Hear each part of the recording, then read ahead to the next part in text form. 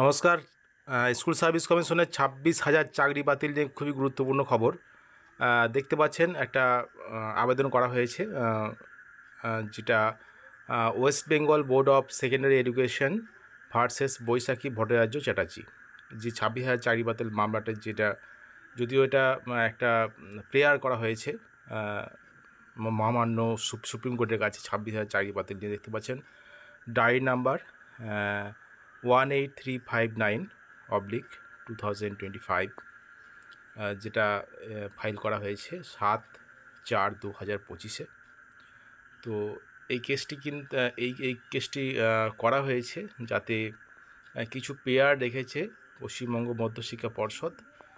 যেহেতু পশ্চিমবঙ্গের বিভিন্ন হাই স্কুলে শিক্ষক বা শিক্ষাকর্মীর সংখ্যা কম, এই 26,000 চাকরি বাতিলের ফলে কিন্তু অনেক বিদ্যালয়ে কিন্তু ক্ষতিগ্রস্ত হবে হঠাৎ করে।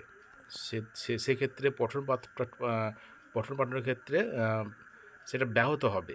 সেজন্য যে পেয়ারটা রেখেছে, যেটা দেখেছিলাম আগের ইয়েতে, তো সেখানে যেটা রেখেছিল আবেদন, সেটা হলো যে এই চলতি শিক্ষাবর্ষ অর্থাৎ যে অ্যাকাডেমিক ইয়ার, এই অ্যাকাডেমিক ইয়ার অথবা নতুন যে রিক্রুটমেন্ট, ফ্রেশ রিক্রুটমেন্ট হওয়া পর্যন্ত কিন্তু যাতে রাখা হোক, অর্থাৎ 26,000 চাকরি যেন বাতিল এখনই না হয়, সেই জন্য একটা প্রেয়ার করা হয়েছে।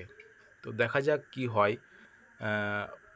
এই মাসই হয়তো কয়েকদিনের মধ্যেই হয়তো শুনানি হতে পারে। তো কি হবে না হবে কিন্তু পরবর্তী সময়ে জানা যাবে।